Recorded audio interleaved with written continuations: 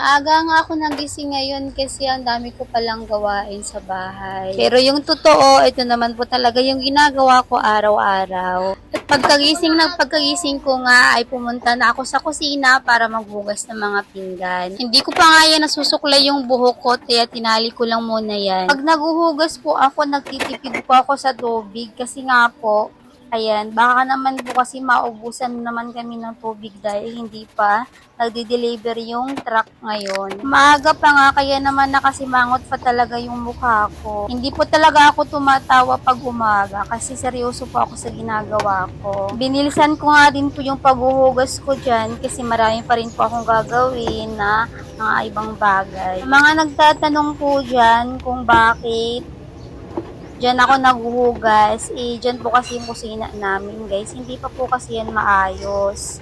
Pag naghuhugas po pala ako guys ng pinggan, ayan, sinasabay ko na po yung kardero, karaha, kasi lahat naman po yan hugasan. At ayan guys, kung natapos niyo yung video, salamat. At marami pa akong sasabihin sa inyo, kaya naman pakinggan nyo ako hanggang dulo. Alam ko napapansin ng lahat na hindi nila nakikita yung mga magulang namin dito sa video. Ayan na nga guys, yung magulang po namin ay malayo po sila, wala po dito sa Tanay Rizal. Kasi po yung probinsya po talaga namin ay Samar. Taga Samar po kami pero yung mga magulang namin andun po sa Samar ngayon. Yung nandito po sa Tanay Rizal ay ilan lang po ng mga ate ko at kapatid ko. Bali po yung nandito, ako po yung pinakabunso at mga ate ko naman po yung kasama ko dito.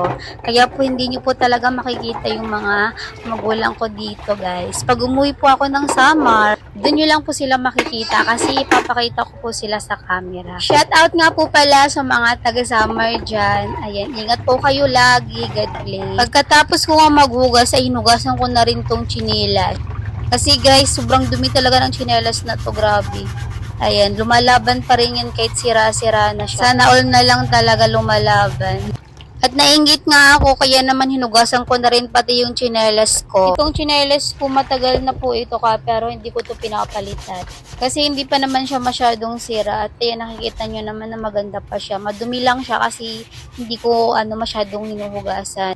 May nakita pala akong pusa dito. Ayan, nagugutom siya kaya kumakain siya ng mga pinaghugasan ko. So, pagkatapos ko nga maghugas, at ayun, minalisan ko muna dyan kasi sobrang dumi na rin. Kailangan kasi talaga araw-araw kami magwawalis dyan kasi ang daming dahon na pumapatak sa lupa.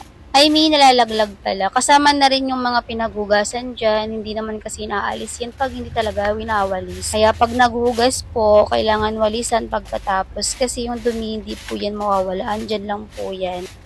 Kinuha ko na nga rin yung dustpan para dustpanin ko na yung mga winalis ko. Medyo masikip nga po dito sa likod pero maliit naman ako kaya naman kasya lang ako dyan. At ayan na nga guys, may mga rabbit pa nga po kayong nakikita. Diyan tingnan nyo naman yung itsura ng rabbit. Ayan, makukulit yan. At buti na nga lang hindi ngayon umulan. Kasi pag umulan dyan, ako, patay tayo. Hindi ako makakapagwalis dyan sa labas pag umulan.